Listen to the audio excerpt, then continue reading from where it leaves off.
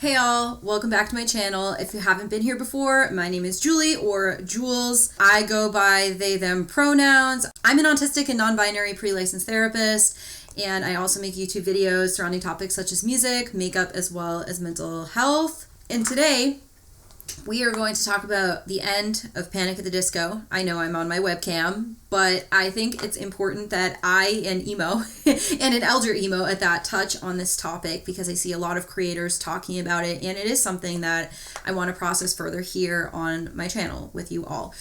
So a lot of people are first in their videos reading the post, so if, you have been sleeping under a rock and you haven't been on social media, then you may not know that Panic at the Disco are no more. On the Panic at the Disco Instagram page, Twitter, blah, whatever, I'm going to read the post first, which says, "Well, it's been a hell of a journey. Growing up in Vegas, I could have never imagined where this life would take me. So many places all over the world and all the friends we've made along the way. But sometimes a journey must end for a new one to begin. We've been trying to keep it to ourselves, though some of you may have heard. Sarah and I are expecting a baby very soon. The prospect of being a father and getting to watch my wife become a mother is both humbling and exciting. I look forward to this next adventure. That said, I am going to bring this chapter of my life to an end and put my focus and energy on my family, and with that, Panic at the Disco will be no more. Thank you for all your immense support over the years. I've sat here trying to come up with the perfect way to say this, and I truly can't put into words how much it has meant to us. Whether you've been here since the beginning or are just finding us, it has been a pleasure to not only share the stage with so many talented people, but also share time with you. I'm looking forward to seeing everyone in Europe and the UK for one last run together. I love you. I appreciate you. Thank you for existing. Brendan." So there's a lot there. I mean, essentially, it seems that because Brendon Urie is going to be a father, which is very exciting for those of us who watched him from 2004 on and loved A Fever You Can't Sweat Out, and he was teen, young, adolescent, and young adult Brendon back then. It's incredible to think how many years a lot of us have followed this band for that are older like myself, and to just see him grow so much as a person, to not only be married to Sarah, but also she will be having a baby, and that he wants to prioritize his family. I mean, I think that he's leaving for the right reasons. I also am going to assume another reason he might be ending Panic at the Disco is just related to things surrounding allegations. I don't want this video to be about that, in my opinion on that. I think that will ruffle a lot of feathers. I can understand that if Panic wasn't canceled at some point, that now that they have been by certain populations of people, it probably didn't feel very safe or affirming to continue on being a musician. And I'm sure a lot of people leave music and other industries when cancellation happens to them. And again, I'm not citing my opinion here to debate. I'm just saying that I do think that some of the allegations coming out and things about Brendon might be a contributing factor to him leaving Panic. I also watched John from Air TV's video. You know, every music-related video, I'm gonna bring up John. I'm sorry, okay? But John mentioned that it's possible that Brendon might come out with new music, so he might just do solo work in projects, which is funny to think about, and not funny haha, but like kind of ironic, because Panic at the Disco has mostly just been Panic at the Disco for a long time. And I'm not trying to discredit like the touring band members that have been around and people who've been in and out of the band doing hard work alongside Brendon Urie, but it has been mainly Brendon Urie's project for a very, very long time. So when I think Panic as a band, I think, of course, of A Fever You Can't Sweat Out. I think of Pretty Odd with Ryan Ross.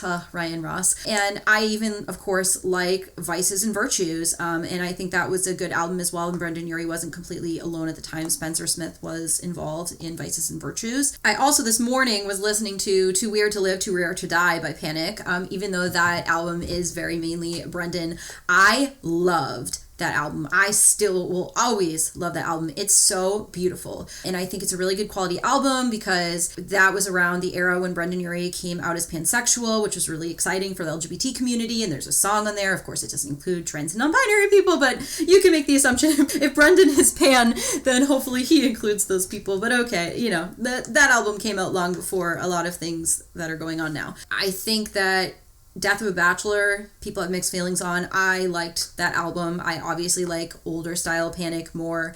But after that, dealing with the High Hopes era and the Viva Las Vengeance era that came out recently, though I didn't even review that album on my channel just because I didn't think it's that great, and I'm not gonna like be an emo YouTuber that like trashes Panic at the Disco in a video. I'm not. You can do that. Someone else can do that. I don't want to do that. No shade if you do, but it's not for me. I just like reviewing bands and albums that I actually enjoy if I do a music review. Yeah, I think that touching on like why Brendan left is like a content area of this video, but another important thing to talk about is how this is probably affecting fans and people, and the therapist part in me, of course, like wants to talk about that.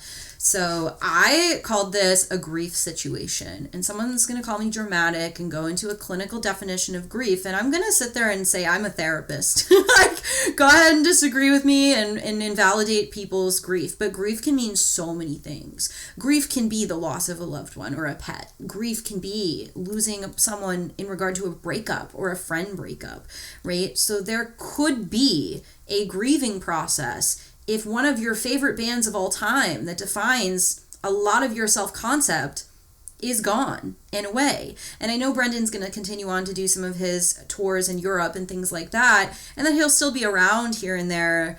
But it does change things that we're in an era where Panic at the Disco is leaving the music scene for those of us who identify with being alternative and emo, and a lot of the younger generation, Gen Zers out there who've loved Brendan Urie and the Bebo era and everything like that. And I think, I know I'm talking about John again, but now I'm talking about Hannah, his wife. And I saw Hannah's comment on his post about how she is grieving the loss of Panic as well, because they just brought so much joy to her life. And I feel the same way. Like, listening to Panic at the Disco got me through hard times. I have agoraphobia, and I went to a couple Panic at the Disco concerts. Like, I've seen Brendan Urie live a couple times, and that was not easy for me, but it was beautiful. I saw Panic in 2014, and when Brendan sang The End of All Things, I cried. So I still feel really teary and emotional every time I listen to that song because of how beautifully it was done live.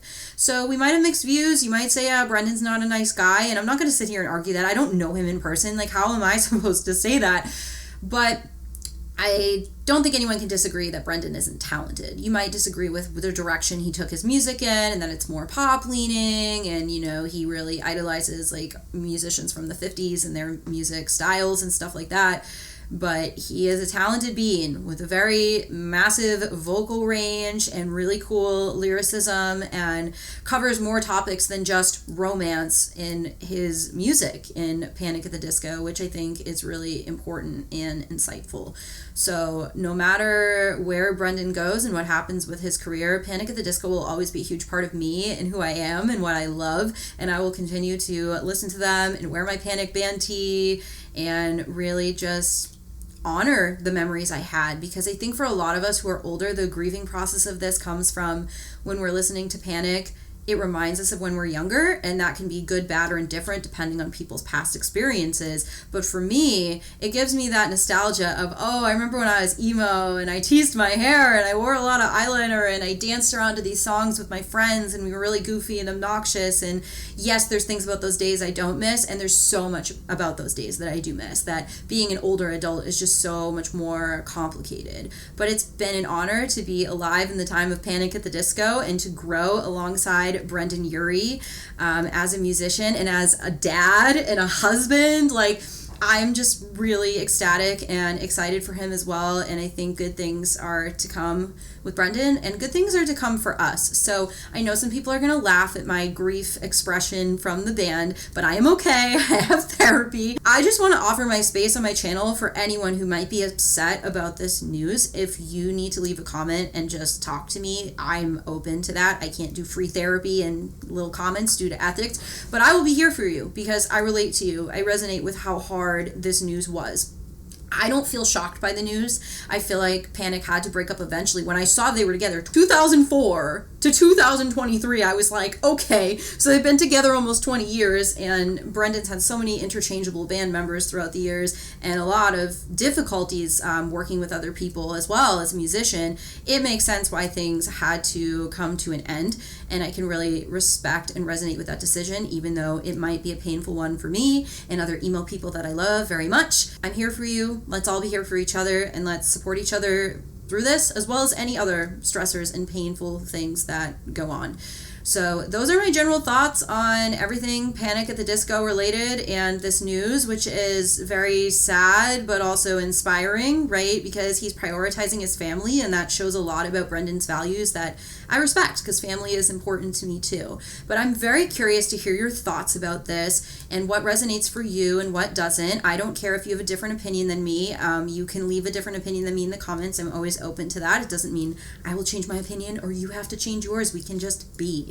We can just coexist with our different opinions. But yeah, I would love to interact with you all in the comments. Please give this video a like if you enjoyed it. I'd love for you to subscribe to my channel as well. And I'll be back with more videos soon, hopefully. I'll catch you all on the flip side. Bye, all.